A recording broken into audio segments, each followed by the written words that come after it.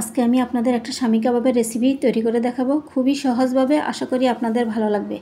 আসসালামু আলাইকুম, welcome to Umme মারজানস kitchen. আপনারা যদি নতুন হয়ে থাকেন তাহলে আমার ইউটিউব চ্যানেলটা সাবস্ক্রাইব করে পাশে থাকবেন, পাশে থাকা বেল আইকনটা অন করে দিবেন, তাহলে যে কোনো নোটিফিকেশান খুব সহজেই পেয়ে যাবেন। চলুন দেখা যাক কীভাবে স্বামী কাবাবের রেসিপিটি তৈরি করা যায়। আমি এখানে হাফ কেজির মতো গরু মাংস নিয়েছি ছোট ছোট টুকরো করে। আপনারা চাইলে খাসির মাংসও নিতে পারেন। আমি এখানে হাফ কেজি মাংসের সাথে এখানে 1 কাপ পরিমাণ ডাল দিয়েছি।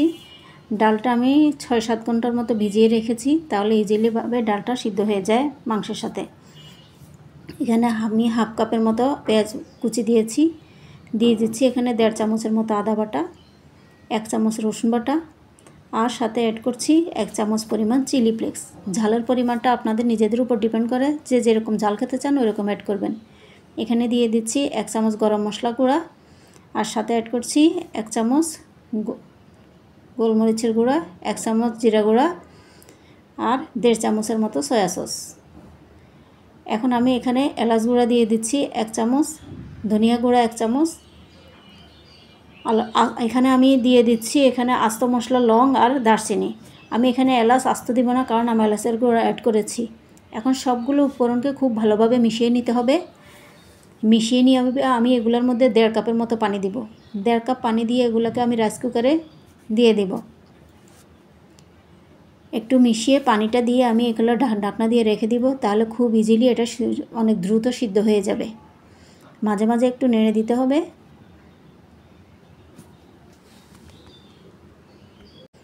দেখুন ডালটা অনেকটা পানি শুকিয়ে আসছে।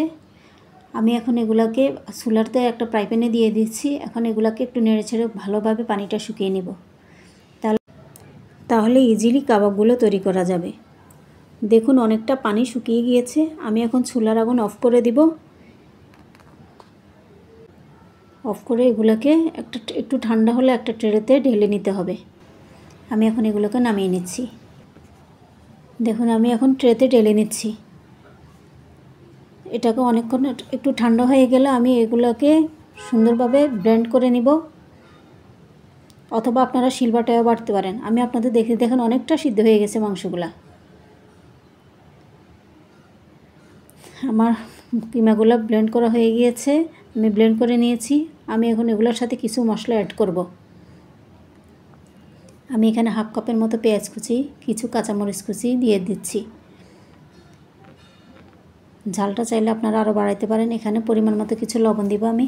লবণ যেহেতু আমাদের আগে দেওয়া হয়ে গেছে, তাই পরিমাণ লবণটা দেখে শুনে দিবেন। এখানে 1 চামচ গোলমরিচের গুঁড়া আরও অ্যাড করলাম, আর সাথে 1 চামচ জিরা গুঁড়া, আর 1 চামচের মতো গরম মশলা গুঁড়া, আর সাথে দিয়ে দিচ্ছি একটা ডিম।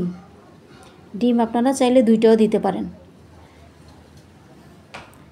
ডিমটা দিলে একটু মাংসগুলো একটু সফট থাকবে, আর কাবাবটা খেতেও একটু সফটলি হবে, হার্ড হবে না। এগুলাকে এখন একটু ভালোভাবে সুন্দরভাবে মিশিয়ে নিতে হবে। সুন্দরভাবে মিশানো হয়ে গেলে কাবাবগুলো তৈরি করে নেবেন। আমি একটু মাংস নিয়ে সুন্দর করে কাবাবগুলো তৈরি করে নিচ্ছি। আপনারাও এভাবে কাবাব তৈরি করতে পারেন। আমি একে একে সবগুলো কাবাব দেখুন একটা কাবাব তৈরি হয়ে গিয়েছে। আমি এভাবে একে একে সবগুলো কাবাব তৈরি করে নেব।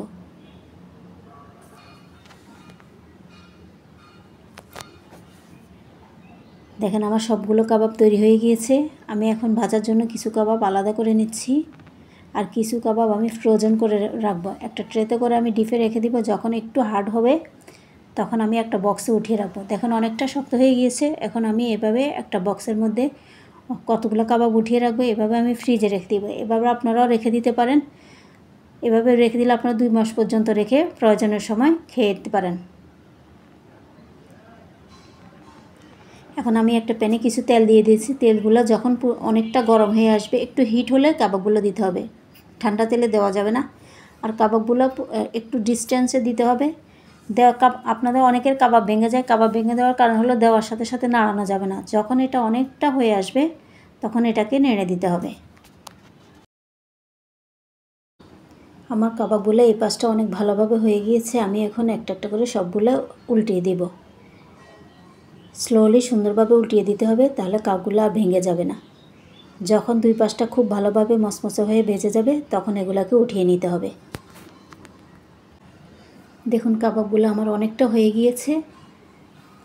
আমি এখন সুন্দরভাবে এগুলাকে একটা প্লেটের মধ্যে উঠিয়ে নিব, টিস্যু পেপারের মধ্যে। টিস্যু পেপারে যখন উঠিয়ে নেব তখন এগুলো তেলগুলো শুষে নেবে, তাহলে তেলচেটেটা হবে না, তখন খেতে ভালো লাগবে।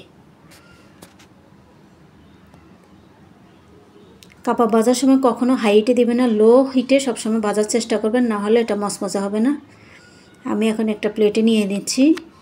আপনারা এইভাবে খুব সুন্দরে সহজে কাবাবগুলো ঘরে তৈরি করে ফেলতে পারেন। তৈরি হয়ে গেল আমার স্বামী কাবাব। আসলে যে কোনো কাজ করা খুব ইজি, আপনারাও চাইলে এইভাবে সুন্দরভাবে বাসায় তৈরি করতে পারেন। এই কাবাব আপনারা সসের সাথে অথবা পোলাও খিচুড়ির সাথে খুব সুন্দর ভালোভাবে খেতে পারেন। আপনাদের যদি ভিডিওটি ভালো লাগে তাহলে লাইক কমেন্ট শেয়ার দিয়ে পাশে থাকুন। নতুন কোনো ভিডিও নিয়ে আবার আসবো। ততক্ষণ পর্যন্ত ভালো থাকুন, সুস্থ থাকুন। আল্লাহ হাফেজ।